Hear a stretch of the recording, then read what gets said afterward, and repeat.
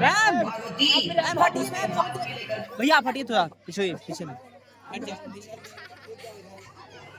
बैठ जाना आप। आनंद लीजिए आनंद। फॉर्म पड़ा तो कोई बात नहीं उसे बैठा परेशान तो रहूंगा ना पार्वती। आखिर एक बेटी का बाप जो ठहरा। पार्वती अब उसके हाथ पीले करने का समय आ गया है। पर हमारी आनंदी तो अभी सिर्फ 9 साल की है। अभी तो उसके पढ़ने लिखने और खेलने कूदने के दिन हैं। देख पार्वती, लड़कियां पराया धन होती है और जितना जल्दी इन्हें घर से विदा कर दे सही में उतना अच्छा है। कल से आनंद की पढ़ाई लिखाई बंद। पर बापू इसमें मेरी क्या गलती है? आप मुझे पढ़ाई करने क्यों नहीं देते? तेरी गलती है कि तू एक लड़की है।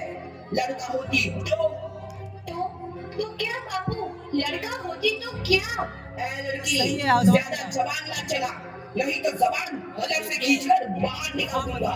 बापू मैं पढ़ लिख कर कुछ बनना चाहती हूँ। मेरी पढ़ाई ना रोको बापू। आनंदी, तुझे पढ़ना है तो पढ़, लेकिन सारी उम्र बाप की छाती पर ये बोझ मत करना है। पर बापू अभी तो मेरी उम्र पढ़ाई लिखाई की है। मुझे पढ़ लिखकर डॉक्टर बनना है। पढ़ाई पढ़ाई पढ़ाई, आज तो तेरी किताबों का काम तमाम करके ही छोड़ूंगा। ये ले। नहीं बापू मत बापू। छोड़ी। नहीं बापू नहीं। बापू ये तुमने क्या किया? तुमने मेरी इन किताबों को ही नहीं पढ़ा बापू। मेरी किस्मत फाड़ दी, मेरी किस्मत। ये कापी किताबें ना सिर्फ छोरों के हाथ में अच्छी लगती है। लड़कियों के हाथ में तो सिर्फ मेहंदी अच्छी लगती है, मेहंदी। पर बापू मैं लड़की हूँ तो क्या हुआ? लड़का और लड़की तो हमारे दोनों आंखों के समान होते हैं। चुप कर आनंदी, और यह एहसान मान कि अब तक जिंदा है तू। कहीं बचपन में गला दबा कर मार दिया होता तो यह तेरी बकबक नहीं सुननी पड़ती आज। पर बापू मुझे चूड़ा लगाना अच्छा ना लगे है। देख छोरी, जितना जल्दी हो तू चूल्हा जलाना सीख ले, उतना ही अच्छा है तेरे लिए। और हाँ, तेरा ब्याह तो होगा, वो भी कल के कल। अगला जीवन है तुम्हारी यही कहानी। आंचल में है दूध और आंखों में है पानी। मुझे माफ कर दे बेटी, तेरे बापू के जिद के आगे मेरी एक न चलेगी। माफ कर दे बेटी, मुझे माफ कर दे। इस प्रकार मात्र 9 वर्ष की छोटी उम्र में आनंदी का विवाह गोपाल राव जोशी से हो गया। बाल विवाह एक सामाजिक कुरीति है और इस कुप्रथा का शिकार होना पड़ा आनंदी को। 5 वर्ष बाद आनंदी 14 साल की हो गई है। उसके घर एक शिशु ने जन्म लिया है। देखते हैं आगे क्या हुआ। देखिए ना, इसे क्या हो गया है? इसका माथा तो अंगार की तरफ तप रहा है। इसे तो बहुत तेज बुखार है। आप बिना कुछ भी बोलते हैं। दीजिए मुझे। माधव, माधव, जल्दी से वैद्य जी को बुला के लाओ। जी, अभी बुला के लाता। ये तुम क्या कर रही हो आनंदी? भगवान की विभूति लगा रही हूँ। बस करो आनंदी, ये सब अंधविश्वास है। अरे आप यकीन तो कीजिए, भगवान की कृपा से इसका माथा ठंडा हो रहा है और बुखार भी उतर गया है ना बाबू? देखिए।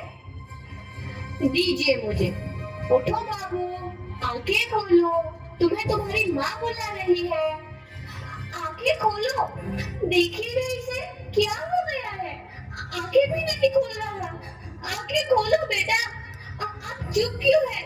आंखें खोलो बेटा, आंखें खोलो। आनंदी, हमारा बेटा कभी आंखें नहीं खोलेगा।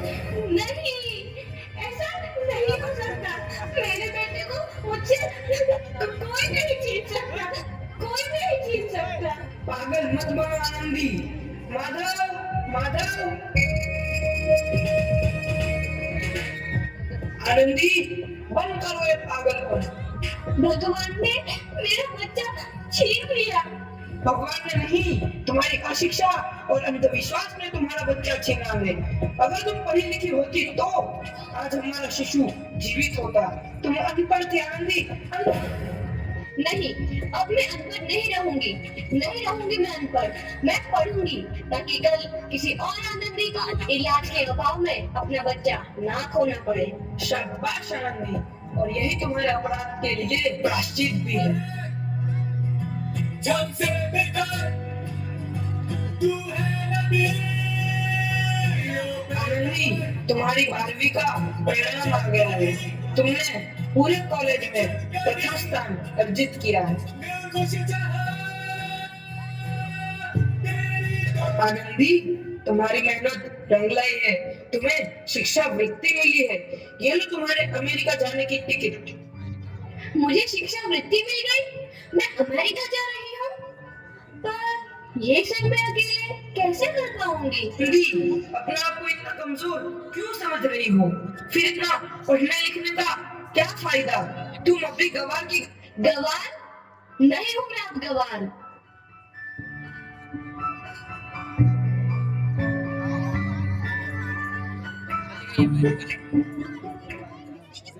तो इस प्रकार 7 अप्रैल 1883 को आनंदी अमेरिका के पेंसिल्वेनिया के लिए रवाना हुई और 3 साल बाद उन्होंने डॉक्टर ऑफ मेडिसिन की उपाधि प्राप्त कर ली। इधर आनंदी के पिता की तबीयत बहुत खराब है। आगे क्या होता है देखते हैं। अबे बता रही को देख। लगता है अब मेरे जाने का समय आ चुका है। अब मैं नहीं बचूंगा। यार करने दे ऐसा मत बोलो। शहर के सिटी हॉस्पिटल में अमेरिका से डिग्री लेकर कोई बड़ा डॉक्टर आया है। एक बार वहाँ चलकर दिखा लेते हैं। हाँ, सही बोला भैया। कम से कम दिल को तसल्ली तो मिल जाएगी। हाँ, चलो चलो जल्दी हॉस्पिटल चलते हैं।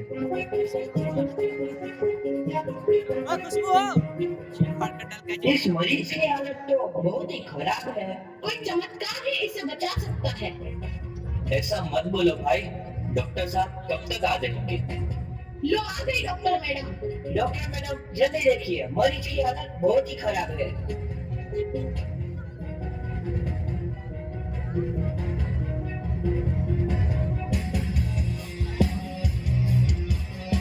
अब आप बिल्कुल ठीक है। मौत के मुंह से आपको बचाया है डॉक्टर मैडम ने। डॉक्टर साहब ने मुझे बचा लिया। मुझे मिलना है डॉक्टर साहब से। डॉक्टर साहब नहीं, डॉक्टर मैडम बोलो। डॉक्टर मैडम, उन्होंने ही तुम्हें जीवन दान दिया है। लो आ गई डॉक्टर मैडम, मिल लो उनसे। डॉक्टर मैडम, आपका बहुत बहुत धन्यवाद। आपने मेरी जान बचाई। इसके बदले में मैं गरीब भला आपको क्या दे सकता हूँ? वचन, वचन चाहिए मुझे कि कभी ये नहीं कहोगे कि लड़कियां कुछ नहीं कर सकती। वचन? ये कैसा वचन? अरे श्यामला, तुमने पहचाना नहीं? तुम्हारी बेटी आनंदी। आनंदी? मेरी बेटी आनंदी? डॉक्टर? हाँ बापू, वही आनंदी जिसके लिए बचपन में तूने चूल्हा और दूल्हा के अलावा कुछ नहीं सोचा था। आनंदी, आनंदी मेरी बेटी, मुझे माफ कर दे। मैं तेरा गुनहगार हूँ बेटी। नहीं नहीं बापू, वही आनंदी जिसके हाथ पीले करके तुम उसकी सारी जिंदगी ताला कर देना चाहते थे। माफ कर दे मुझे मेरी बच्ची, माफ कर दे। मैं तेरा अपराधी हूँ मेरी बच्ची, माफ कर दे। नहीं बापू, मैंने तो तेरा एहसान चुकाया है। याद है ना अपना एहसान जो बचपन में तुमने मुझ पर किया था? ताने सुना सुना कर जीते जी मार डाला था मुझको। अब बोल, और किस किस को मारेगा? आनंदी बेटी, मुझे माफ कर दे मेरी बच्ची। मैं तेरा गुनहगार हूँ। बापू, आपने ही तो बोला था किताबें सिर्फ बेटों के हाथ में अच्छी लगती है, बेटियों के हाथ में तो सिर्फ मेहंदी। बेटों और बेटियों में फर्क करना तो आंखों में फर्क करने समान है। एक का पढ़ना और दूसरे का ना पढ़ना सामाजिक अंधकार है बापू, सामाजिक अंधकार। उपकार मांगता हूँ मैं तुझ जैसी बेटी का, जिसने सारी उम्र मुझसे कुछ ना मांगा। मांगा तो सिर्फ बराबरी का दर्जा। वरना सच तो यह है कि मैं तेरी माफी के लायक भी ना हूँ। मुझे सब मेरी बराबरी कर सके उसके मैं लायक भी ना हूँ मेरी बेटी, लायक भी ना हूँ। अपने बापू को क्या माफ नहीं करोगे आनंदी? माफ कर दो आनंदी, माफ कर दो। सुबह का भूला यदि शाम को घर लौट आए तो उसे भूला नहीं कहते। बापू।